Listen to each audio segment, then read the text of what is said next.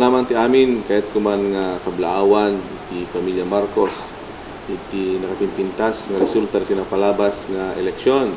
Congratulations kini Apo Presidente Bongbong Marcos, Ma'am Senadora Amy Marcos, Governor Matthew Marcos, Vice Governor Cecilia Marcos, Congressman Sandro Marcos, kini Congressman Angelo Marcos Barba. Alat mo tan apo rito yung gundaway nga agyaman kadigiti kakailyan mi iti ili apinili iti agleplepyasman nga interview nga suporta kada kami kini Mayor Romel Labasan.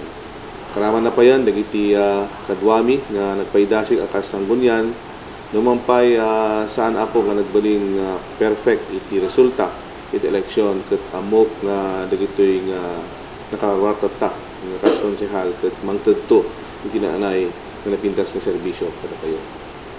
On our second term, we are planning to focus on agriculture. Iti pinangpaado apo iti water source tayo. Karaman na pa yan dagiti renewable energy, dagiti pinangpaado ti trabaho ken pinangkita kadagiti posible nagbaling nga sentro ti turismo iti ili pinili. Kabsat nakapimpintas man iti rikna iti sumarita tatta no amok amo tayo nga iti suporta dagiti kakailan tayo ket overwhelming ket mangnamnama kayo nga as your Vice Mayor for the second term ket agaramid to iti mayanato ng ordinansa ken resolusyon dagiti coming iti sangguniang bayan tapno kasta ket agtultuloy dagiti napindas nga programa. Kadagiti nakabalubal mi iti politika iti napalabas nga eleksyon. No, dagiti suggestions yo ken recommendations yo, feel free to visit our office. Tapno kasta ket mapagtutungtungan tayo. Nanyaman dagiti ganwat nga kayat yung maaramid kuma nda kayo iti nalaban.